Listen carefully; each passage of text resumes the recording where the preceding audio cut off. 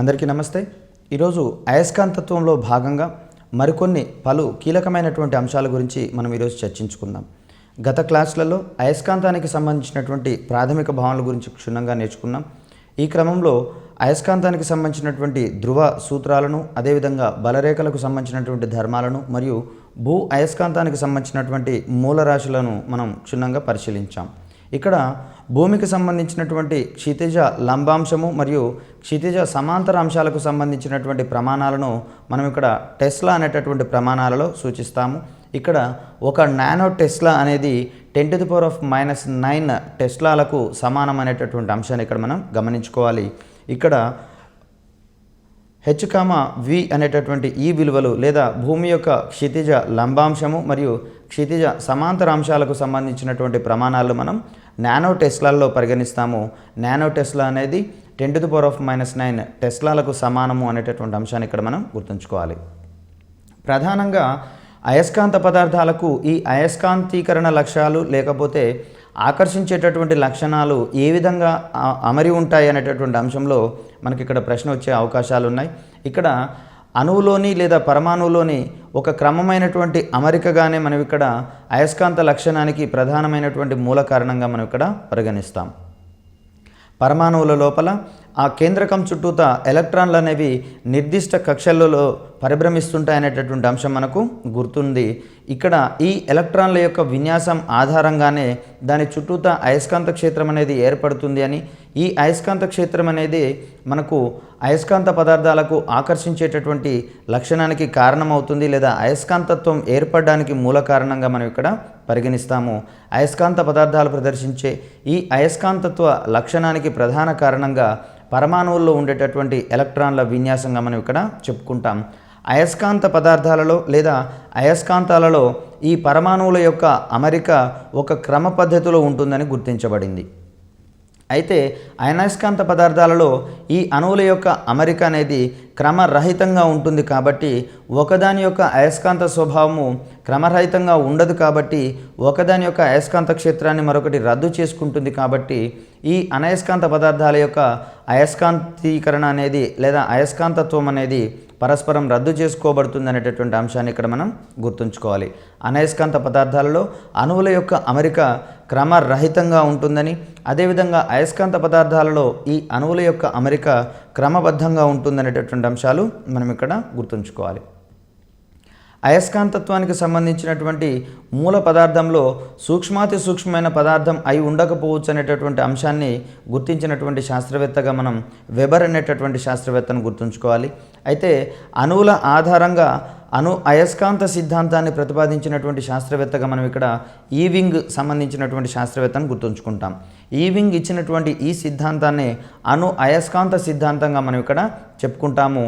Ewing ఇచ్చిన ఈ సిద్ధాంతం ప్రకారము అయస్కాంత పదార్థంలో ప్రతి అణువు కూడా ఒక చిన్న స్వతంత్రమైనటువంటి అయస్కాంతం వల్ల ప్రవర్తిస్తుంది అనేటటువంటి ఈ సిద్ధాంతాన్ని మనం ఈవింగ్ ఇచ్చినటువంటి అయస్కాంత సిద్ధాంతంగా మనం ఇక్కడ పరిగణిస్తాం. అయితే ఈవింగ్ యొక్క సిద్ధాంతంలో ప్రధానంగా అనయస్కాంత మరియు అయస్కాంత పదార్థాల యొక్క ధర్మాలను వివరించలేకపోయింది అనేటటువంటి అంశాన్ని ఇక్కడ మనం గుర్తుంచుకోవాలి. ఇది ఈవింగ్ సిద్ధాంతానికి సంబంధించినటువంటి ప్రధాన లోపంగా మనం ఇక్కడ చెప్పవచ్చు. అయస్కాంత అనయస్కాంత పదార్థాలకు మధ్య ఉండేటటువంటి తేడాను ఇక్కడ ఈవింగ్ సిద్ధాంతం అందించలేకపోయింది. అంటే అన్ని పదార్థాల్లోనూ అణువులు ఉంటాయి కాబట్టి ఈ అణువు అనేది అన్ని అణువులలో కూడా ఒక చిన్న స్వతంత్రమైనటువంటి అయస్కాంతంగా ప్రవర్తించగలిగితే సృష్టిలో ఉన్నటువంటి ప్రతి ఒక్క పదార్థం కూడా అయస్కాంత పదార్థంగానే ప్రవర్తించాల్సి వస్తుంది.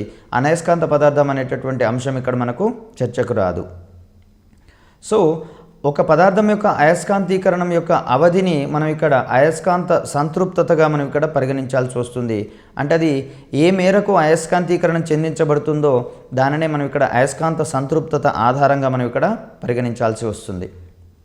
ఇక్కడ శాశ్వతమైనటువంటి అయస్కాంతాలను తయారు చేయడానికి మనం ప్రధానంగా స్టీల్ను వినియోగిస్తాము కాబట్టి శాశ్వత మరియు కృత్రిమ అయస్కాంతాలను రూపొందించడంలో మరియు విద్యుదయస్కాంతాలను రూపొందించేటటువంటి క్రమంలో మనకి ఇక్కడ స్టీలు అనేది ఎక్కువగా ఉపయోగపడుతుంది. అయితే ఎక్కువగా విద్యుదయస్కాంతాల యొక్క ఉపయోగాలు అది విద్యుత్ క్షేత్రం అమరి ఉన్నంత వరకు మాత్రమే ఉండి విద్యుత్ క్షేత్రాన్ని తొలగించిన తర్వాత అవి మామూలు పదార్థాలుగా రూపొందాల్సినటువంటి అంశాలను మనం బేరీజ్ వేసుకుంటే ఈ స్థితిలో మనకు శాశ్వత విద్యుదయస్కాంతాలు తయారు చేసే క్రమంలో స్టీల్ను వాడుతుండగా ఇక్కడ కృత్రిమైనటువంటి విద్యుదయస్కాంతాలను రూపొందించేటటువంటి క్రమంలో మెత్తటి ఇనుమును వాడతామనేటటువంటి అంశాన్ని ఇక్కడ గుర్తుంచుకోవాలి.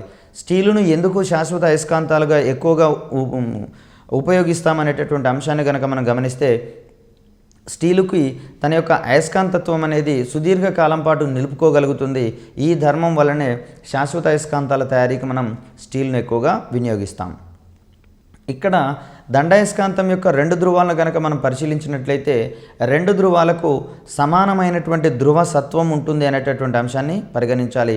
ధ్రువసత్వం అంటే అక్కడ ఆ ధ్రువము ఎంత బలంగా వస్తువులను ఆకర్షించుకుంటుందో ఆ బలాన్ని ఆకర్షణ బలాన్ని మనం ఇక్కడ ధ్రువసత్వంగా చెప్పుకుంటాం. కాబట్టి ఇక్కడ సాధారణంగా ఏ దండాయస్కాంతాన్ని తీసుకున్నా కూడా అది అయస్కాంత ద్విధ్రువంగా మనం ఇక్కడ పరిగణించాల్సి వస్తుంది. అంటే సమాన ధ్రువసత్వాలు ఉంటాయి, అదేవిధంగా ఏకధ్రువ అయస్కాంతాలు వ్యవస్థితం కావు. కాబట్టి ఏ సాధారణ దండాయస్కాంతాన్నైనా సరే మనం అయస్కాంత ద్విధ్రువంగా పరిగణిస్తాం.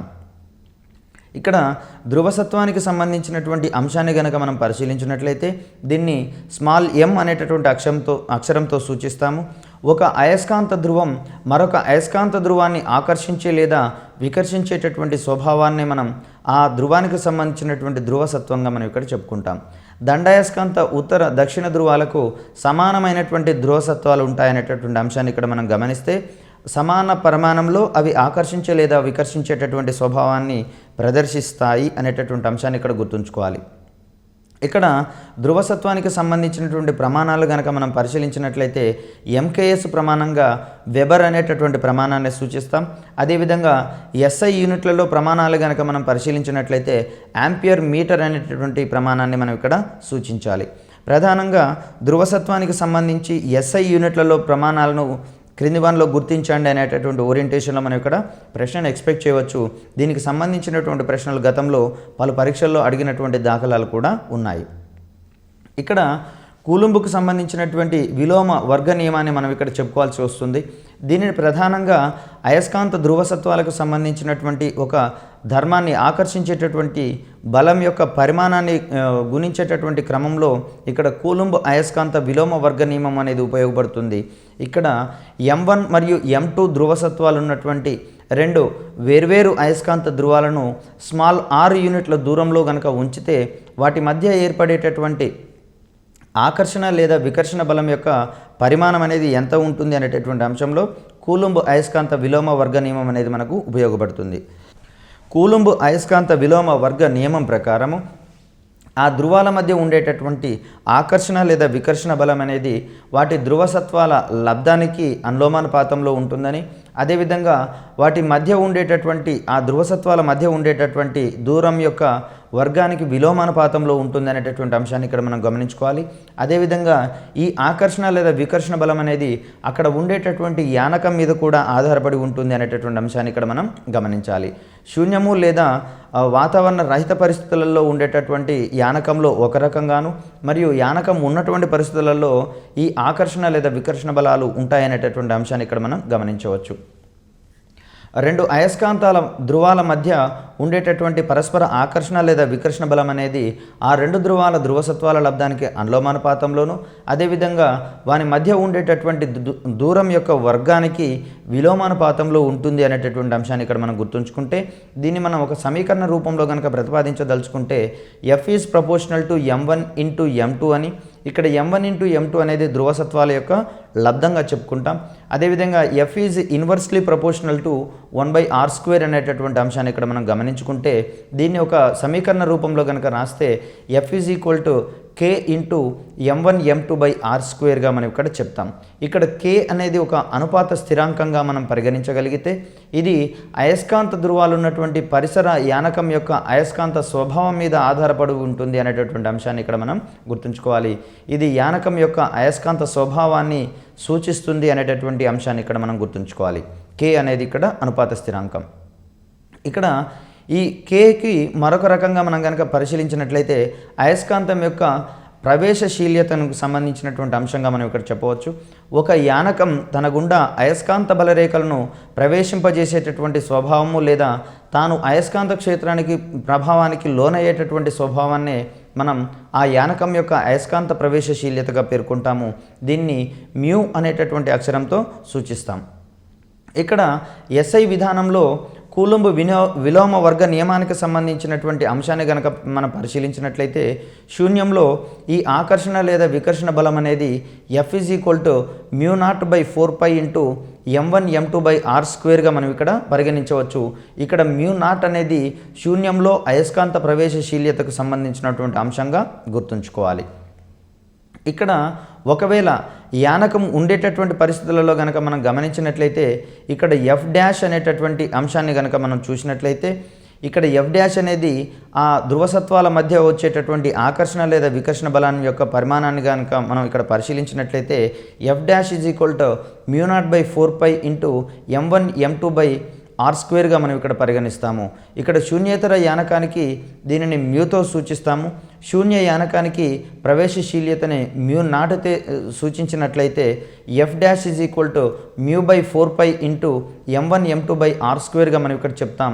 మ్యూ అనేది ఇక్కడ యానకం యొక్క పరమ అయస్కాంత ప్రవేశశీల్యతగా మనం ఇక్కడ పేర్కొంటాం. ఇక్కడ శూన్యంలో ఈ అయస్కాంతం యొక్క ఆకర్షణ మరియు వికర్షణ బలాలకు సంబంధించినటువంటి పరిమాణాన్ని కనుక మనం పరిశీలించినట్లయితే F = μ0/4π m1m2/r² మనం ఇక్కడ చెప్పుకుంటున్నాం. ఇక్కడ μ0ని శూన్యం యొక్క అయస్కాంత ప్రవేశశీల్యతగా మనం ఇక్కడ పేర్కొంటాం. ఇది ఒక సార్వత్రిక స్థిరాంకంగా చెప్పుకుంటే ఇక్కడ μ0 యొక్క విలువ 4π × 10⁻⁻⁷ హెన్రీ/మీటర్గా మనం ఇక్కడ చెప్పుకుంటాం. ప్రధానంగా శూన్యంలో అయస్కాంత ప్రవేశశీల్యతకు సంబంధించినటువంటి సార్వత్రిక స్థిరాంకం విలువ ఎంత అనే ఓరియంటేషన్లో మనం ఇక్కడ క్వశ్చన్ ఎక్స్పెక్ట్ చేయవచ్చు. దీనికి సంబంధించినటువంటి విలువగా μ0ను మనం పేర్కొంటాం. μ0 = 4π × 10⁻⁷ హెన్రీ/మీటర్గా మనం ఇక్కడ చెప్పుకుంటాం. ఇక్కడ శూన్యేతర యాలకంలో అయస్కాంతం యొక్క బలానికి శూన్యంలో ఉండేటటువంటి అయస్కాంతత్వం యొక్క బలానికి మధ్య ఉండేటటువంటి నిష్పత్తిని ఆ యానకం యొక్క సాపేక్ష ప్రవేశశీల్యతగా మనం ఇక్కడ పేర్కొంటాం. దీనిని μr చే సూచిస్తాం. సాపేక్ష ప్రవేశశీల్యత అనేది శూన్యేతర యానకంలో అయస్కాంతం యొక్క బలానికి శూన్యంలో అయస్కాంతం యొక్క బలానికి మధ్య ఉండేటటువంటి నిష్పత్తిని మనం ఇక్కడ సాపేక్ష ప్రవేశశీల్యతగా చెప్పుకుంటాం. ఇక్కడ μrను మనం F'/F లేదా μ/μ0 అనేటటువంటి నిష్పత్తులుగా మనం ఇక్కడ చెప్పవచ్చు. లేదా μ = μr × μ0 అనేటటువంటి సమీకరణ రూపంలో మనం ఇక్కడ చెప్పుకోవచ్చు. ఇక్కడ సాపేక్ష ప్రవేశశీల్యత అనేది ఒక నిష్పత్తి కాబట్టి దీనికి ప్రమాణాలు అనేటటువంటి అంశాన్ని ఇక్కడ మనం గమనించాలి. శూన్యానికి సంబంధించి మరియు గాలికి సంబంధించి ఈ సాపేక్ష ప్రవేశశీల్యత యొక్క విలువ 1గా మనం చెప్పుకుంటాము. ఇక్కడ 1 వెబర్ = μ0 ఆంపియర్ మీటర్స్గా మనం ఇక్కడ చెప్పుకుంటాం. సో F = 10⁻⁷ × m1m2/r² వెబర్లుగా మనం ఇక్కడ చెప్పుకోవచ్చు. ఇక్కడ మరొక అంశాన్ని కనుక మనం పరిశీలించినట్లయితే ప్రమాణ ధ్రువసత్వానికి సంబంధించినటువంటి అంశాన్ని చెప్పుకుంటాం. ఒక ధ్రువం నుంచి 1 మీటర్ దూరంలో ఉన్నటువంటి మరొక సర్వసమాన ధ్రువం 10⁻⁷ న్యూటన్ల బలంతో వికర్షించబడితే ఆ ధ్రువాన్నే మనం అక్కడ ప్రమాణ అయస్కాంత ధ్రువంగా మనం పరిగణిస్తాము. ఇక్కడ ఆ రెండింటి మధ్య ఉండేటటువంటి బలాన్ని మనం ఇక్కడ 10⁻⁷ న్యూటన్స్గా మనం ఇక్కడ పరిగణించాల్సి ఉంటుంది. తర్వాత అయస్కాంతత్వానికి సంబంధించినటువంటి మరొక అంశాన్ని కనుక మనం ఇక్కడ పరిశీలించినట్లయితే దీన్నే మనం అయస్కాంత క్షేత్ర ప్రేరణ లేదా అయస్కాంత అభివాహ సాంద్రతగా మనం ఇక్కడ పేర్కొంటాము. ఒక ప్రమాణ వైశాల్యానికి అభిలంబంగా ప్రసరించేటటువంటి అయస్కాంత అభివాహాన్ని ఇక్కడ మనం గుర్తుంచుకోవాలి. ఏ అనేటటువంటి వైశాల్యానికి అభిలంబంగా పై అనేటటువంటి అయస్కాంత అభివాహం ఉన్నట్లయితే అక్కడ ఉండేటటువంటి అయస్కాంత అభివాహ సాంద్రతను మనం B అనే అక్షరంతో సూచిస్తాం. ఈ సందర్భంలో B = 5/Aగా సూచిస్తాం. ఇక్కడ సమీకరణాన్ని ఇచ్చేసి లేదా ఈ సూత్రాన్ని ఇచ్చేసి దీంట్లో ఏ అక్షరం దేనిని సూచిస్తుంది అనేటటువంటి ఓరియంటేషన్లో కూడా మనం ఇక్కడ ప్రశ్నను ఎక్స్పెక్ట్ చేయవచ్చు. B = 5/A అనేటటువంటి ఈ సూత్రంలో B అనేదేమో అయస్కాంత అభివాహ సాంద్రతను తెలుపుతుంది. ఏ అనేది అక్కడ ప్రమాణ వైశాల్యాన్ని తెలుపుతుంది. అదేవిధంగా ఫై అనేది అయస్కాంత అభివాహాన్ని తెలియజేస్తుంది అనేటటువంటి అంశాన్ని ఇక్కడ మనం గుర్తుంచుకోవాలి. అయస్కాంత క్షేత్రంలో ఏదైనా ఒక బిందువు వద్ద అయస్కాంత ప్రేరణ అనేది ఆ బిందువు వద్ద ఉంచినటువంటి ఏకాంక ఉత్తర ధ్రువంపై పనిచేసేటటువంటి బలానికి సమానంగా ఉంటుంది అనేటటువంటి అంశాన్ని ఇక్కడ మనం గమనిస్తే, శూన్యంలో ఇక్కడ అయస్కాంత అభివాహ సాంద్రత బీకి సమీకరణంగా మనం ఇక్కడ μ0/4π × m/r² మనం ఇక్కడ గమనించవచ్చు. శూన్యేతర యానకంలో కనుక మనం ఇట్లా గమనించినట్లయితే బి అయస్కాంత ప్రేరణ ఉన్న ఒక బిందువు వద్ద ఎం ధ్రువసత్వం ఉన్నటువంటి ఒక ఉత్తర ధ్రువాన్ని ఉంచితే దాని మీద పనిచేసేటటువంటి బలాన్ని మనం ఇక్కడ F = m × Bగా చెప్పుకుంటాం. లేదా B F/m అనేటటువంటి ఈ సూత్రం ద్వారా మనం ఇక్కడ గుర్తించవచ్చు. ఇక్కడ అయస్కాంత అభివాహ సాంద్రతకు సంబంధించినటువంటి ప్రమాణాలకు సంబంధించి ప్రమాణాలు కనుక మనం గమనించినట్లయితే Nm/A మీటర్గా, లేదా Wb/m²గా, లేదా టెస్లా అనేటటువంటి ఈ ప్రమాణాలను మనం ఇక్కడ గమనించాలి. అయస్కాంత అభివాహ సాంద్రతకు సంబంధించినటువంటి ప్రమాణాలను క్వశ్చన్లుగా వచ్చేటటువంటి అంశాలుగా మనం ఇక్కడ చెప్పవచ్చు. క్రింది వాటిలో టెస్లా అనేది దేనికి ప్రమాణము అనేటటువంటి ఓరియంటేషన్లో మనం ఇక్కడ ప్రశ్నను ఎక్స్పెక్ట్ చేయవచ్చు. లేదా క్రింది వానిలో అయస్కాంత అభివాహ సాంద్రతకు సంబంధించినటువంటి ప్రమాణాన్ని గుర్తించండి అనేటటువంటి ఓరియంటేషన్లో ప్రశ్న వచ్చే అవకాశం ఉంది. తర్వాత అయస్కాంత క్షేత్ర తీవ్రతకు సంబంధించినటువంటి అంశాలను కనుక మనం గమనించినట్లయితే అయస్కాంత క్షేత్రంలోని ఏదైనా ఒక బిందువు వద్ద ఉంచినటువంటి ప్రమాణ ఉత్తర ధ్రువంపై పనిచేసేటటువంటి బలాన్నే ఆ బిందువు వద్ద ఉండేటటువంటి అయస్కాంత క్షేత్ర తీవ్రత లేదా అయస్కాంత క్షేత్ర సత్వంగా మనం ఇక్కడ చెప్పుకుంటాం. దీనిని H అనేటటువంటి అంశంతో సూచిస్తే దీనికి సమీకరణంగా H = m/r² లేదా H = m/4πr² అనేటటువంటి సూత్రాలతో మనం ఇక్కడ చెప్పుకుంటాం. ఇక్కడ హెచ్ మరియు బి అనేటటువంటి ఈ భావనలు పరస్పరం సమానంగా మనం ఇక్కడ గమనించవచ్చు. అయస్కాంత అభివాహ సాంద్రత మరియు అయస్కాంత క్షేత్ర తీవ్రతకు సంబంధించినటువంటి మౌలిక భావనలు ఒకే విధమైనటువంటి అంశాలను గమనిస్తాయనేటటువంటి అంశాన్ని గుర్తుంచుకోవాలి.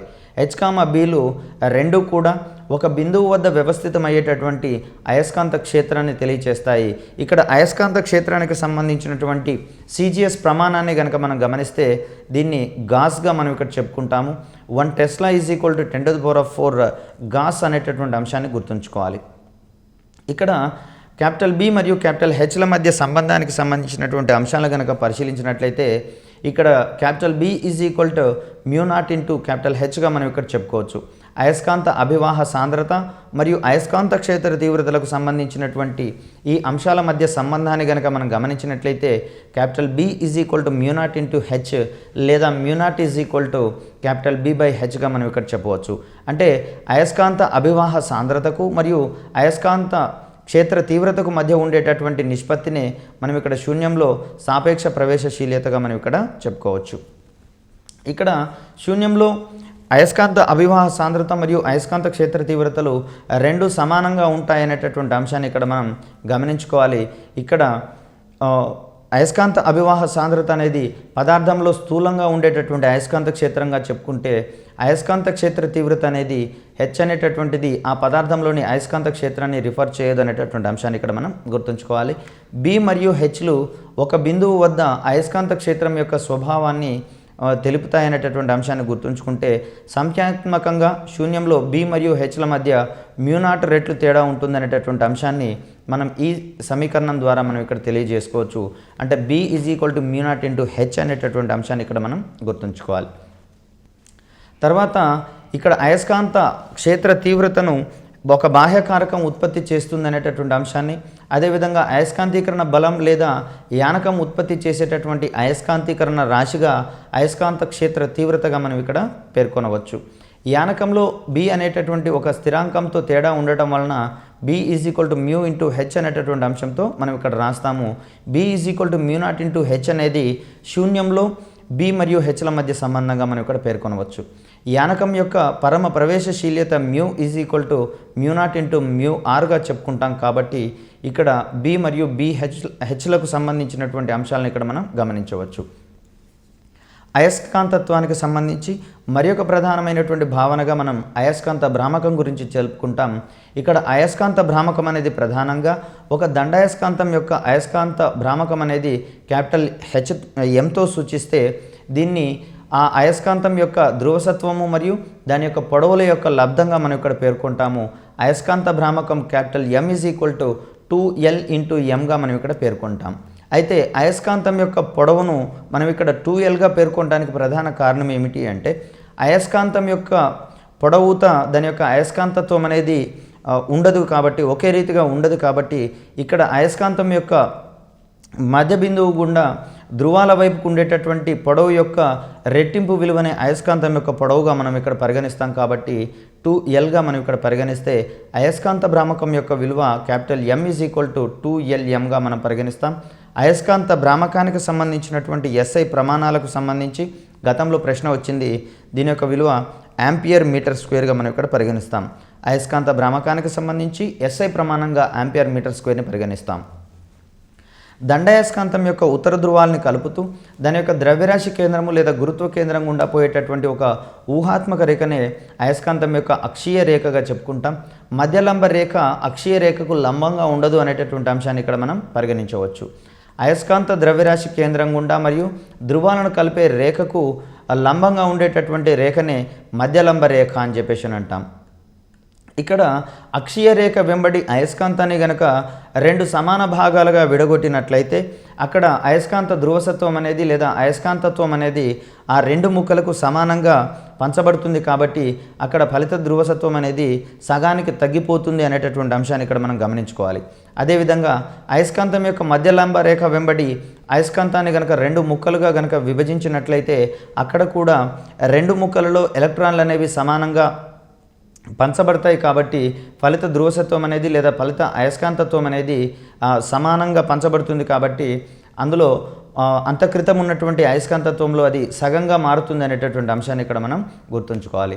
దండాయస్కాంతం యొక్క మధ్య బిందువు నుండి అక్షీయ రేఖపై D అనే యూనిట్ల దూరంలో ఉండేటటువంటి బిందువు వద్ద ఒక ఊహాత్మకమైనటువంటి ప్రమాణ ఉత్తర ధ్రువాన్ని ఉంచినట్లయితే అక్కడ పనిచేసేటటువంటి ఫలిత బలాన్ని ఆ బిందువు వద్ద అయస్కాంత ప్రేరణగా చెప్పుకుంటాం. దీనిని క్యాపిటల్ B అనే అక్షరంతో సూచిస్తే ఇక్కడ B is equal to μ0/4π into 2m/d³ మనం ఇక్కడ చెప్పుకుంటాము.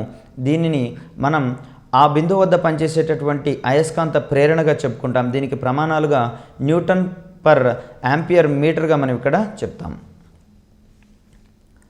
ఇక్కడ దండాయస్కాంతం మధ్య బిందువు నుంచి లంబరేఖపై D యూనిట్ల దూరంలో P అనే బిందువు వద్ద ఉంచినటువంటి ఒక ప్రమాణ ఉత్తర ధ్రువంపై పనిచేసేటటువంటి ఫలిత బలాన్నే ఆ బిందువు వద్ద ఉండేటటువంటి అయస్కాంత ప్రేరణ Bగా చెప్పుకుంటాం.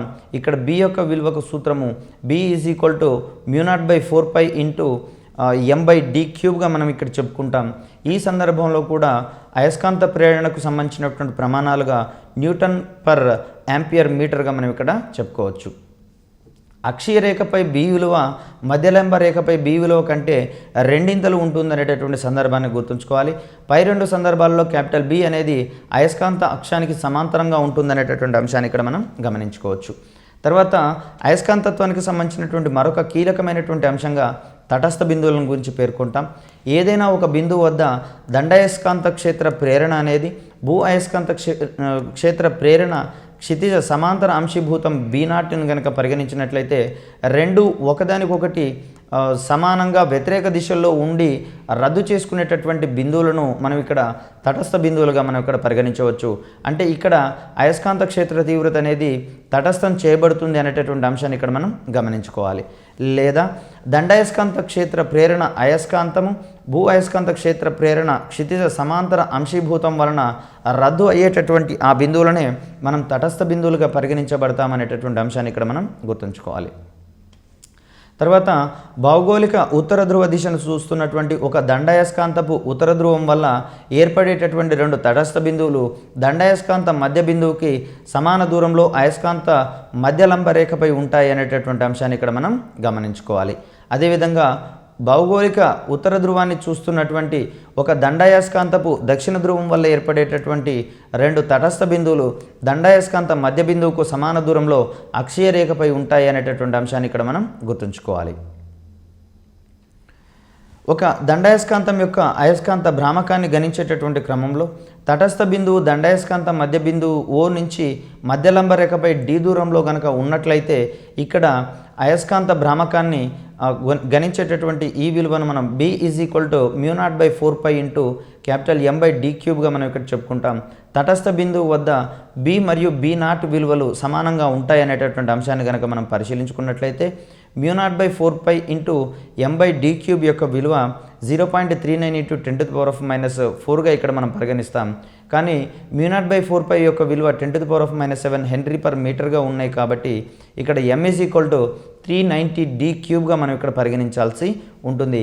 దీనికి ప్రమాణాలుగా ఆంపియర్/మీటర్² మనం ఇక్కడ చెప్పుకుంటాం.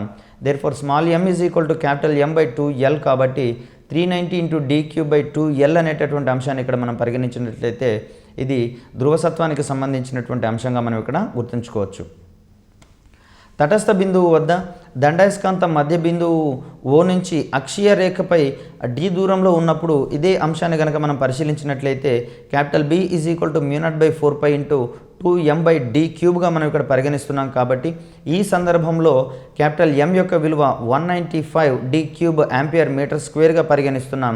ఈ సందర్భంలో ధ్రువసత్వం యొక్క విలువ M/2L కాబట్టి ఇక్కడ 195 × d³/2L ఆంపియర్/మీటర్స్గా మనం ఇక్కడ పరిగణిస్తాం. ఇక్కడ అయస్కాంత మరియు అనయస్కాంత పదార్థాల మధ్య భేదాన్ని వివరించినటువంటి సిద్ధాంతంగా ఆధునిక ఎలక్ట్రానిక్ సిద్ధాంతాన్ని మనం ఇక్కడ పరిగణిస్తాం. ఈ సిద్ధాంతం ప్రకారము అయస్కాంత పదార్థంలోని అణువులలో ఫలిత అయస్కాంత భ్రామకం అనేది శూన్యం కాదు అనేటటువంటి అంశాన్ని గమనించాలి. అనయస్కాంత పదార్థాలలో అణువులలో ఫలిత అయస్కాంత భ్రామకం శూన్యంగా ఉంటుంది అనేటటువంటి అంశాన్ని ఇక్కడ మనం గమనించవచ్చు. ఈ సిద్ధాంతం ఆధారంగా ఆధునిక ఎలక్ట్రానిక్ సిద్ధాంతం ఆధారంగా అయస్కాంత పదార్థాలు మరియు అనయస్కాంత పదార్థాలకు సంబంధించినటువంటి స్పష్టమైనటువంటి తేడా ఇక్కడ మనం గమనించవచ్చు. అదే లీవింగ్ అయస్కాంత సిద్ధాంతం ప్రకారము ఈ అయస్కాంత మరియు అనయస్కాంత పదార్థాల మధ్య తేడాను వివరించలేనటువంటి పరిస్థితులను ఇక్కడ మనం గమనించాలి. పదార్థాల యొక్క అతి ముఖ్యమైనటువంటి రెండు అయస్కాంత ధర్మాలు కనుక మనం పరిశీలించినట్లయితే అయస్కాంత ప్రవేశశీల్యత మరియు అయస్కాంత ససెప్టబిలిటీకి సంబంధించినటువంటి అంశాలు మనం ఇక్కడ గమనించవచ్చు. అయస్కాంత ప్రవేశశీల్యతను మ్యూతో సూచిస్తే ససెప్టబిలిటీని సై అనేటటువంటి అక్షరంతో ఇక్కడ మనం సూచిస్తాం.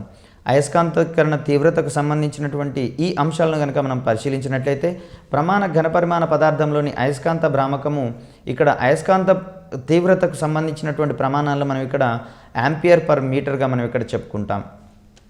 అయస్కాంత ససెప్టబిలిటీకి సంబంధించినటువంటి అంశాలు కనుక మనం పరిశీలించినట్లయితే కొన్ని పదార్థాలు తమని తాము సులభంగా అయస్కాంతీకరించుకుంటాయి కాబట్టి ఈ పదార్థాలకు ఉండేటటువంటి ఈ ధర్మాన్ని మనం ఇక్కడ అయస్కాంత ససెప్టబిలిటీగా పేర్కొంటాం. కొన్ని పదార్థాలు తమని తాము ఎంత సులభంగా అయస్కాంతీకరించుకుంటాయో ఈ ధర్మాన్ని మనం అయస్కాంత ససెప్టబిలిటీగా పేర్కొనాల్సి వస్తుంది. ఇక్కడ పదార్థం అనేది అయస్కాంత క్షేత్ర తీవ్రతను ప్రయోగించినప్పుడు ఆ క్షేత్ర తీవ్రతల నిష్పత్తిగా ఆ పదార్థపు అయస్కాంతపు ససెప్టబిలిటీని మనం ఇక్కడ నిర్వచిస్తాము. ఇక్కడ అయస్కాంత ససెప్టబిలిటీ I/Hగా మనం ఇక్కడ పేర్కొంటాం. ఇక్కడ పదార్థానికి ససెప్టబిలిటీ అనేది ఒక నిష్పత్తిగా చెప్తాం కాబట్టి దీనికి ప్రమాణాలు లేవు అనేటటువంటి అంశాన్ని ఇక్కడ మనం గుర్తుంచుకోవాలి. ఇదే క్రమంలో మనకు వచ్చేటటువంటి మరొక ముఖ్యమైనటువంటి అంశంగా రిటెంటివిటీ అనేటటువంటి ధర్మాన్ని మనం ఇక్కడ చెప్పుకుంటాం. ఇక్కడ అయస్కాంత ససెప్టబిలిటీ అనేది కొన్ని పదార్థాలు తమని తాము ఎంత సులభంగా అయస్కాంతీకరించుకుంటున్నాయో చెప్తే ఇక్కడ రిటెంటివిటీ అనేది ఒక అయస్కాంత పదార్థం అయస్కాంతీకరణ చేసినటువంటి పరిస్థితులలో బాహ్య ఫలిత అయస్కాంత క్షేత్రాన్ని తీసివేసినా కూడా తనలో కొంత అయస్కాంతీకరణ తీవ్రతను మిగుల్చుకునేటటువంటి స్వభావాన్ని రిటెంటివిటీగా మనం ఇక్కడ పరిగణించవచ్చు. దీన్ని మరో రకంగా చెప్పినట్లయితే ఒక అనయస్కాంత పదార్థము దానిని అయస్కాంత క్షేత్ర ప్రేరణ వలన అయస్కాంతీకరించబడిన తర్వాత అది ఈ అయస్కాంతత్వాన్ని ఎంత కాలం పాటు నిలుపుకోగలుగుతుందో సుదీర్ఘ కాలం పాటు నిలుపుకోగలిగేటటువంటి ఈ ధర్మాన్ని రిటెంటివిటీగా మనం ఇక్కడ పరిగణించవచ్చు. ఇక్కడ రిటెంటివిటీ అధికంగా ఉన్నటువంటి పదార్థాలను మాత్రమే మనం అయస్కాంత పదార్థాలుగా మార్చేటందుకు ఉపయోగపడుతుంది కాబట్టి అధిక రిటెంటివిటీ ఉన్నటువంటి అయస్కాంతాలను మనం కృత్రిమ అయస్కాంతాలు మరియు శక్తివంతమైనటువంటి అయస్కాంతాలు రూపొందించేటటువంటి క్రమంలో వినియోగించుకోవచ్చు. ఇక్కడ పదార్థాల యొక్క వర్గీకరణకు సంబంధించినటువంటి అంశాలను కనుక మనం చూసినట్లయితే ఇక్కడ పరమాణువులలో ఉండేటటువంటి ఎలక్ట్రాన్ల యొక్క భ్రమణం వలన వాటి చుట్టూతా అయస్కాంత క్షేత్రం ఏర్పడుతుందని, ఈ అయస్కాంత క్షేత్రం ఆధారంగానే పదార్థాలు అనేవి అయస్కాంతీకరించబడతాయి లేదా అయస్కాంత లక్షణాలను పొందుతాయి అనేటటువంటి అంశాలను మనం గమనించినాం. పదార్థాలకు సంబంధించినటువంటి అయస్కాంతత్వము లేదా ఆకర్షించేటటువంటి స్వభావం ఆధారంగా అయస్కాంత మరియు అనయస్కాంత పదార్థాలను మనం వర్గీకరించుకున్నట్లయితే, ఇక్కడ అయస్కాంతత్వం ఆధారంగా పదార్థాలను మరొక రకంగా 3 రకాలుగా వర్గీకరించుకోవచ్చు. వీటిని మనం డయా అయస్కాంత పదార్థాలు, పారా అయస్కాంత పదార్థాలు మరియు ఫెర్రో అయస్కాంత పదార్థాలకు సంబంధించినటువంటి అంశాలుగా మనం ఇక్కడ చెప్పుకోవచ్చు. ప్రధానంగా క్రింది వానిలో డయా అయస్కాంత పదార్థాలుగా పరిగణించబడేవి ఏమిటి, లేదా డయా అయస్కాంత పదార్థం కానిదేమిటి అనేటటువంటి ఓరియంటేషన్లో మనకి ఇక్కడ ప్రశ్నలు అడిగే అవకాశం ఉంది. లేదా పారా అయస్కాంత పదార్థంగా పరిగణించబడేది ఏది, లేదా పారా అయస్కాంత పదార్థంగా పరిగణించబడనిది ఏది అనే ఓరియంటేషన్లో క్వశ్చన్ రావచ్చు. లేదా డయా, పారా మరియు ఫెర్రో వంటి ఈ టెర్మినాలజీని ఒక లిస్టులో, వాటికి సంబంధించినటువంటి ఉదాహరణలను మరొక లిస్టులో ఇచ్చేసి ఇక్కడ జతపరిచేటటువంటి ఓరియంటేషన్లో కూడా మనకి ఇక్కడ ప్రశ్నలు అడిగే దాఖలాలు ఉన్నాయి. కాబట్టి జాగ్రత్తగా ఈ అంశాలను పరిశీలిద్దాం. డయా అయస్కాంత పదార్థాలకు సంబంధించినటువంటి భావనలు కనుక మనం పరిశీలించినట్లయితే, ఏ పదార్థాల యొక్క పరమాణువులు ఫలిత అయస్కాంత భ్రామకం అనేది శూన్యమవుతుందో ఆ పదార్థాలని మనం ఇక్కడ డయా అయస్కాంత పదార్థాలు అంటాం. అంటే ఒక పరమాణువు యొక్క అయస్కాంతత్వాన్ని మరొక పరమాణువు అనేది రద్దు చేస్తుంది. కాబట్టి ఈ స్థితిలో ఆ పదార్థాలను మనం డయా అయస్కాంతాలుగా మనం ఇక్కడ చెప్పుకుంటాం. ఇవి అయస్కాంతాల చేత ఆకర్షించబడినటువంటి పదార్థాలుగా మనం ఇక్కడ పేర్కొనవచ్చు. ఒక డయా అయస్కాంత పదార్థాన్ని దండాయస్కాంత ధ్రువం దగ్గరికి తెచ్చినప్పుడు అది సజాతి ధ్రువాన్ని ఏర్పరచుకోవడం వలన వికర్షించబడుతుంది అనేటటువంటి అంశాన్ని ఇక్కడ మనం గమనించుకోవాలి. ఏ పదార్థాలలోని పరమాణువులైతే ఫలిత అయస్కాంత భ్రామకాలను శూన్యం చేసుకుంటాయో ఆ పదార్థాలని మనం ఇక్కడ డయా అయస్కాంత పదార్థాలుగా మనం ఇక్కడ చెప్పుకుంటాం. ఇక్కడ ఒక డయా అయస్కాంత పదార్థాన్ని బాహ్య అయస్కాంత క్షేత్రంలో స్వేచ్ఛగా వేలాడదీసినటువంటి సందర్భంలో అది ఆ క్షేత్ర దిశకు లంబంగా కదులుతుంది అనేటటువంటి అంశాన్ని ఇక్కడ మనం గమనించుకోవాలి. దీనికి ప్రధాన కారణంగా ఆ పదార్థంలో దండాయస్కాంత ధ్రువానికి దగ్గరగా తెచ్చినప్పుడు అది సజాతి ధ్రువాన్ని ఏర్పరచుకుంటుంది అనేటటువంటి అంశాన్ని ఇక్కడ మనం గమనించుకోవాలి. డయా అయస్కాంత పదార్థానికి సంబంధించినటువంటి సాపేక్ష ప్రవేశశీల్యత, అయస్కాంత సాపేక్ష ప్రవేశశీల్యత అనేది 1 లేదా అంతకంటే తక్కువగా ఉంటుంది అనేటటువంటి అంశాన్ని ఇక్కడ మనం గమనించవచ్చు. దీన్నే మనం μr=1గా మనం ఇక్కడ చెప్పుకుంటాం. డయా అయస్కాంత పదార్థాల యొక్క సాపేక్ష ప్రవేశశీల్యత ఏ విధంగా ఉంటుంది అనేటటువంటి ఓరియంటేషన్లో మనకు గతంలో ప్రశ్నలు అడిగిన దాఖలాలుగా ఉన్నాయి. కాబట్టి దీనిని 1 కంటే తక్కువ మరియు రుణాత్మక విలువలు కూడా కలిగేటటువంటి సందర్భాన్ని మనం ఇక్కడ గమనించవచ్చు. కాబట్టి సమాధానంగా వాటిని మనం గుర్తించాల్సి వస్తుంది. ఇక్కడ డయా అయస్కాంత పదార్థపు ససెప్టబిలిటీ అనేది చాలా స్వల్పంగా ఉంటుందని మరియు రుణాత్మకంగా ఉంటుందనేటటువంటి అంశాన్ని మనం ఇక్కడ గుర్తుంచుకోవాలి. ఈ ఓరియంటేషన్లో కూడా మనకు గతంలో క్వశ్చన్లు వచ్చిన దాఖలాలు ఉన్నాయి. అయితే ఏవేవి డయా అయస్కాంత పదార్థాలుగా చెందుతాయి అనేటటువంటి అంశాన్ని పరిశీలించినట్లయితే, బంగారము, ఆల్కహాల్, పాదరసము, హైడ్రోజన్, గాలి, నీరు మరియు బిస్మత్ వంటివి వీటిలో ఉండేటటువంటి పరమాణువులు ఒకదాని యొక్క అయస్కాంతత్వాన్ని మరొక పరమాణువు రద్దు చేసుకుంటుంది. కాబట్టి ఇవి డయా అయస్కాంత పదార్థాలుగా పరిగణించబడాల్సి వస్తుంది అనేటటువంటి అంశాన్ని గుర్తుంచుకోవాలి.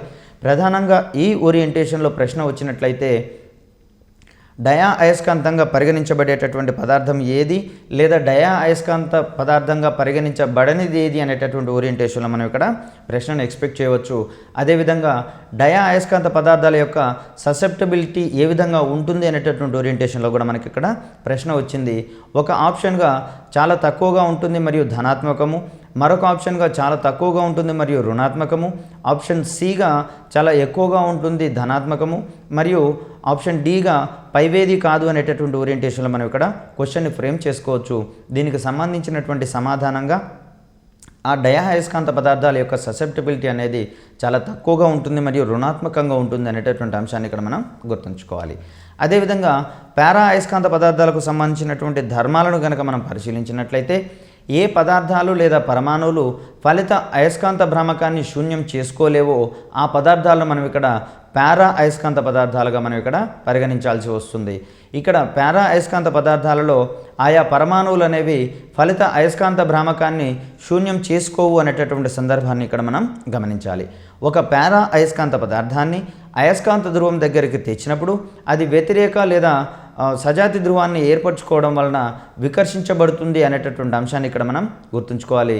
ఫర్ ఎగ్జాంపుల్, దండాయస్కాంతం యొక్క ఉత్తర ధ్రువం వద్దకు పారా అయస్కాంత పదార్థాన్ని కనుక తెచ్చినట్లయితే అది దానిలో ఉత్తర ధ్రువాన్ని ఏర్పరచుకుంటుంది కాబట్టి వికర్షించుకుంటుంది అనేటటువంటి అంశాన్ని ఇక్కడ మనం గమనించుకోవాలి. పారా అయస్కాంతానికి సంబంధించినటువంటి మరికొన్ని ధర్మాలు కనుక మనం పరిశీలించినట్లయితే పారా అయస్కాంత పదార్థాన్ని అయస్కాంత క్షేత్రంలో స్వేచ్ఛగా వేలాడదీసినప్పుడు అది అధిక క్షేత్ర తీవ్రత వైపు ఆకర్షించబడి అయస్కాంత క్షేత్ర దిశకు అనుకూలంగా సర్దుకుంటుంది అనేటటువంటి అంశాన్ని ఇక్కడ మనం గమనించాలి. అదే డయా అయస్కాంతానికి సంబంధించినటువంటి అంశాన్ని చూస్తే ఇది లంబంగా కదులుతుంది అనేటటువంటి అంశాన్ని మనం ఇక్కడ గమనించాము. అది క్షేత్ర దిశకు డయా అయస్కాంతం అనేది లంబంగా కదిలితే ఇక్కడ పారా అయస్కాంతం అనేది అయస్కాంత క్షేత్ర దిశకు అనుకూలంగా సర్దుకుంటుంది అనే అంశాన్ని ఇక్కడ మనం పరిశీలించాం. పారా అయస్కాంత పదార్థాల సాపేక్ష ప్రవేశశీల్యత అనేది ఒకటి కంటే కొంచెం ఎక్కువగా ఉంటుంది అనేటటువంటి అంశాన్ని ఇక్కడ మనం గమనించాలి. μr అనేది >1గా ఇక్కడ మనం పరిగణిస్తాం. పారా అయస్కాంత పదార్థాల సాపేక్ష ప్రవేశశీల్యత ఎంత అనే ఓరియంటేషన్లో కనుక ప్రశ్న వస్తే శూన్యంగా ఉంటుంది, రుణాత్మకంగా ఉంటుంది, 1కి సమానంగా ఉంటుంది అనేటటువంటి ఓరియంటేషన్లో మనం ప్రశ్నను ఎక్స్పెక్ట్ చేస్తే ఇది 1 కంటే ఎక్కువగా ఉంటుంది అనేటటువంటి దాన్ని మనం ఇక్కడ ఆప్షన్గా తీసుకుంటాం. పారా అయస్కాంత పదార్థాలకు సంబంధించినటువంటి ససెప్టబిలిటీని కనుక మనం పరిశీలించినట్లయితే ఇది చాలా తక్కువగా ఉంటుంది మరియు ధనాత్మకంగా ఉంటుంది అనేటటువంటి అంశాన్ని పరిశీలించాలి. అదే డయా అయస్కాంతాలకు సంబంధించినటువంటి అయస్కాంత ససెప్టబిలిటీ అనేది తక్కువగా ఉంటుంది మరియు 0 కంటే తక్కువగా ఉంటుంది లేదా రుణాత్మకంగా ఉంటుంది అనేటటువంటి అంశాన్ని ఇక్కడ మనం గమనించుకోవాలి. పారా అయస్కాంత పదార్థాలకు సంబంధించినటువంటి ససెప్టబిలిటీ విలువ అనేది చాలా తక్కువగా ఉంటుంది, అదేవిధంగా ధనాత్మకంగా ఉంటుంది లేదా 0 కంటే ఎక్కువగా ఉంటుంది అనేటటువంటి అంశాన్ని ఇక్కడ మనం గమనించాలి. పారా అయస్కాంత పదార్థాలకు సంబంధించినటువంటి వివిధ పదార్థాలను కనుక మనం గమనించినట్లయితే aluminium, platinum, chromium, oxygen, nickel మరియు మ్యాంగనీస్ వీటన్నిటిని కూడా మనం పారా అయస్కాంత పదార్థాలకు సంబంధించినటువంటి ఉదాహరణలుగా మనం ఇక్కడ చెప్తాం. బంగారం, ఆల్కహాల్, పాదరసం, హైడ్రోజన్, గాలి, నీరు మరియు బిస్మతులు డయా అయస్కాంత పదార్థాలుగా పరిగణించబడుతున్నాయి. Aluminium, platinum, chromium, oxygen, nickel, manganese వంటి పదార్థాలు పారా అయస్కాంత పదార్థాలుగా పరిగణించబడుతున్నాయి. ఇక్కడ క్వశ్చన్ అడిగినట్లయితే ఒక లోహాన్ని ఇచ్చేసి ఇది ఏ తరహా అయస్కాంత పదార్థం అని అడిగేటటువంటి అవకాశం ఉంది, లేదా క్రింది వన్లో పారా అయస్కాంత పదార్థము అయినదేది లేదా క్రింది వన్లో పారా అయస్కాంత పదార్థం కానిదేది అనేటటువంటి ఓరియంటేషన్లో మనకి ఇక్కడ ప్రశ్న రావచ్చు. ఇక్కడ బంగారము, ఆల్కహాలు, పాదరసము మరియు అల్యూమినియంలలో పారా అయస్కాంత పదార్థము అయినదేది అనేటటువంటి అంశాన్ని కనుక మనం పరిశీలిస్తే అల్యూమినియంని ఇక్కడ మనం సమాధానంగా చెప్పుకుంటాం. ఇక్కడ పారా, డయా అయస్కాంత పదార్థాలు కాకుండా మిగిలిన 3వ రకపు అయస్కాంత పదార్థంగా మనం ఫెర్రో అయస్కాంత పదార్థాన్ని పేర్కొంటాం. ఇక్కడ ఫెర్రో అయస్కాంత పదార్థం అనేది కొన్ని ప్రత్యేక లక్షణాల కారణంగా ప్రతి పరమాణువులోని ఫలిత అయస్కాంత భ్రామకాలు తమని తాము బాహ్య అయస్కాంత క్షేత్ర దిశకు సమాంతరంగా సదురుకోవడం వలన స్వచ్ఛందంగా అయస్కాంతీకరణాన్ని ప్రదర్శించేటటువంటి ధర్మాలు కలిగి ఉంటాయి. కాబట్టి ఇటువంటి పదార్థాలను మనం ఫెర్రో అయస్కాంత పదార్థాలు అంటాం. ఇక్కడ ఫెర్రో అయస్కాంత పదార్థాలు అనేవి అయస్కాంతానికి బలంగా ఆకర్షించుకుంటాయి. ఇనుము తత్సంబంధితమైనటువంటి లోహాలతో రూపొందేటటువంటి పదార్థాలను మనం ఇక్కడ ఫెర్రో అయస్కాంత పదార్థాలుగా చెప్పుకుంటాం. ప్రత్యేక లక్షణాల వలన ప్రతి పరమాణువులోని ఫలిత అయస్కాంత భ్రామకం అనేది తమని తాము బాహ్య అయస్కాంత క్షేత్ర దిశకు సమాంతరంగా సదురుకోవడం వలన ఇక్కడ అవి స్వచ్ఛందంగా అయస్కాంతీకరణను ప్రదర్శించేటటువంటి పదార్థాలుగా మనం ఇక్కడ పరిగణిస్తాం. ఇవి అయస్కాంత క్షేత్రం దిశ వైపు సులభంగా సర్దుకునేటటువంటి పదార్థాలుగా మనం ఇక్కడ వీటిని పరిగణించాల్సి వస్తుంది. అదేవిధంగా ఫెర్రో అయస్కాంత పదార్థాల యొక్క సాపేక్ష ప్రవేశశీల్యత అనేది 1 కంటే చాలా అధికంగా ఉంటుంది అనేటటువంటి అంశాన్ని ఇక్కడ మనం గమనించుకోవాలి. వాస్తవానికి పారా అయస్కాంత పదార్థాల యొక్క సాపేక్ష ప్రవేశశీల్యత 1 కంటే కొంచెం ఎక్కువగా ఉంటే ఫెర్రో అయస్కాంత పదార్థాల యొక్క సాపేక్ష ప్రవేశశీల్యత అనేది 1 కంటే చాలా ఎక్కువగా ఉంటుంది అనేటటువంటి అంశాన్ని ఇక్కడ మనం గమనించాలి. ఒకవేళ అయస్కాంతాల యొక్క అయస్కాంత పదార్థాల యొక్క సాపేక్ష ప్రవేశశీల్యతల ఆధారంగా వాటిని ఆరోహణ క్రమంలో లేదా అవరోహణ క్రమంలో అమర్చండి అనేటటువంటి ఓరియంటేషన్లో కూడా మనం ప్రశ్నలు ఎక్స్పెక్ట్ చేయవచ్చు. ఈ క్రమంలో తక్కువ సాపేక్ష ప్రవేశశీల్యత నుంచి అధిక సాపేక్ష ప్రవేశశీల్యతకు గనక పదార్థాలను అమర్చినట్లయితే వాటిని మనం డయా, పారా మరియు ఫెర్రో అయస్కాంత పదార్థాలుగా మనం చెప్పుకోవాలి. లేదా ఎక్కువ సాపేక్ష ప్రవేశశీల్యత నుంచి తక్కువ సాపేక్ష ప్రవేశశీల్యతకు గనక మనం ఈ అయస్కాంత పదార్థాలను క్రమ పద్ధతిలో అమర్చినట్లయితే ఫెర్రో, పారా మరియు డయా అయస్కాంత పదార్థాల యొక్క క్రమాన్ని మనం ఇక్కడ గుర్తుంచుకోవాలి. అదేవిధంగా ఫెర్రో అయస్కాంత పదార్థపు ససెప్టబిలిటీ అనేది చాలా ఎక్కువగా ఉంటుంది మరియు ధనాత్మకంగా ఉంటుంది అనేటటువంటి అంశాన్ని ఇక్కడ మనం గుర్తుంచుకోవాలి. అయస్కాంత పదార్థాల యొక్క ససెప్టబిలిటీ రుణాత్మకంగా ఉండేటటువంటి అయస్కాంత పదార్థాలు ఏవి అనే ఓరియంటేషన్లో క్వశ్చన్ ఇస్తే దానికి మనం డయా అయస్కాంత పదార్థాలుగా చెప్పుకుంటాం. అదేవిధంగా ఏ అయస్కాంత పదార్థాల యొక్క ససెప్టబిలిటీ ధనాత్మకంగా ఉంటుంది అంటే దీనికి సంబంధించినటువంటి సమాధానంగా మనం పారా మరియు ఫెర్రో అయస్కాంత పదార్థాలను మనం ఇక్కడ చెప్పుకుంటాం. ఇక్కడ ఫెర్రో అయస్కాంత పదార్థాలకు సంబంధించినటువంటి ఉదాహరణలు కనుక మనం పరిశీలించినట్లయితే ఇనుము, కోబాల్ట్, నికెల్, వీటితో పాటుగా గెడలోనియం మరియు డిస్ట్రోసియం అనేటటువంటి లోహాలు మరియు వీటికి సంబంధించినటువంటి తత్సంబంధమైనటువంటి మిశ్రమ లోహాలను మనం ఇక్కడ ఫెర్రో అయస్కాంత పదార్థాలుగా మనం ఇక్కడ పరిగణించవచ్చు. ప్రధానంగా ఈ అయస్కాంత పదార్థాలకు సంబంధించినటువంటి డయా, పారా, ఫెర్రో అనేటటువంటి పదజాలం ఒక లిస్టులోను, వాటికి సంబంధించినటువంటి మరొక లిస్టులోను ఉదాహరణలు మరొక లిస్టులోను ఇచ్చేసి వీటిని ఎక్కువగా జతపరిచేటటువంటి క్రమంలో అడిగేటటువంటి అవకాశాలు ఉన్నాయి.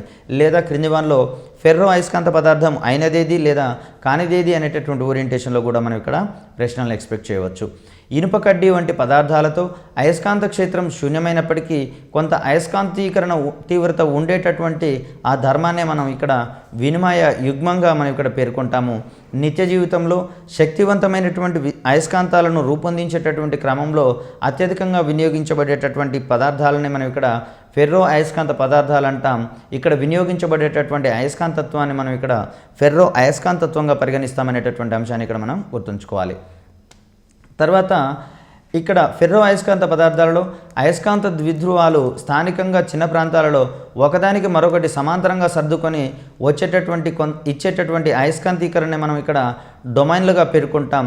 ఈ రకమైనటువంటి సిద్ధాంతాన్ని డొమైన్ సిద్ధాంతంగా మనం ఇక్కడ చెప్పుకుంటాం. ఇనుప కడ్డీ స్వతహాగా అయస్కాంతం కాదు. దీనికి కారణం ఏమిటి అనేటటువంటి ఓరియంటేషన్లో కనుక క్వశ్చన్ వస్తే ఇందులో ఉండేటటువంటి పరమాణువులు స్వతహాగా ఒకదాని యొక్క ఫలిత అయస్కాంతీకరణను మరొకటి శూన్యం చేసుకుంటాయి. కాబట్టి ఇది స్వతసిద్ధమైనటువంటి అయస్కాంతం కాదు అనేటటువంటి అంశాన్ని ఇక్కడ మనం గుర్తుంచుకోవాలి. ఫెర్రో అయస్కాంత పదార్థాలకు మాత్రమే ఉండేటటువంటి ఒక ప్రత్యేక లక్షణంగా రిటెంటివిటీని మనం ఇక్కడ పేర్కొంటాం. ఫెర్రో అయస్కాంత పదార్థాలకు రిటెంటివిటీ ఎక్కువగా ఉన్నందునే వీటిని మనం అయస్కాంతాల తయారీలో ఎక్కువగా వినియోగిస్తున్నాం అనేటటువంటి అంశాన్ని కూడా మనం ఇక్కడ గుర్తుంచుకోవచ్చు. ప్రధానంగా అయస్కాంతానికి సంబంధించినటువంటి ప్రాథమిక అంశాలకు సంబంధించినటువంటి ప్రమాణాలు మరియు అయస్కాంత పదార్థాలను ఏ రకాలుగా విభజించాము, అదేవిధంగా తటస్థ బిందువులకు సంబంధించినటువంటి ప్రాథమిక అంశాలు మరియు ఏ రాశులకు సంబంధించినటువంటి ప్రమాణాలు ఏ విధంగా ఉన్నాయి, తర్వాత పారా, డయా, ఫెర్రో అయస్కాంతాలకు సంబంధించినటువంటి అయస్కాంత ససెప్టబిలిటీ ఏ రకంగా మారుతుంది, అదేవిధంగా వాటి యొక్క యానకపు ప్రవేశశీల్యత, సాపేక్ష ప్రవేశశీల్యత ఏ విధంగా ఉంది అనేటటువంటి ఓరియంటేషన్లో మనం ఇక్కడ ఈ పాఠ్యాంశం నుంచి ప్రశ్నలు ఎక్కువగా ఎక్స్పెక్ట్ చేయవచ్చు. కాబట్టి ప్రధానంగా కీలకమైనటువంటి మౌలిక అంశాలను అదేవిధంగా ఆయా అంశాలకు సంబంధించినటువంటి ప్రమాణాలను ఎక్కువగా గుర్తుంచుకునేటటువంటి అవసరం మనకి ఇక్కడ ఉంది.